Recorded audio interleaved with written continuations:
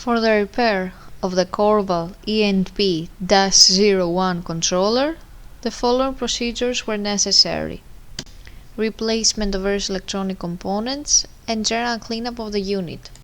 For testing, we have a volt AC power supply, a potentiometer and a multimeter to measure the milliamp output.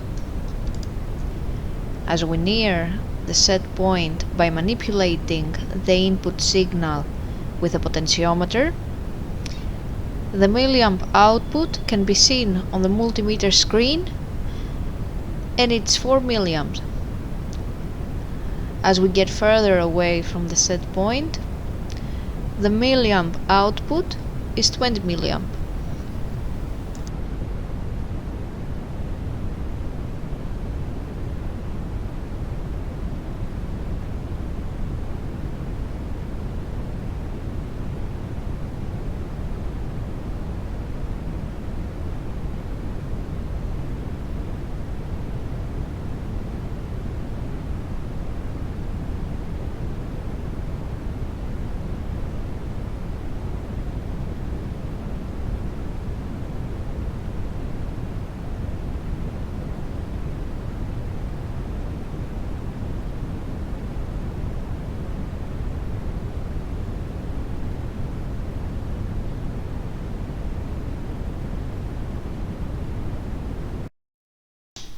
It is now clear that the controller is working successfully and is ready to be delivered to the customer.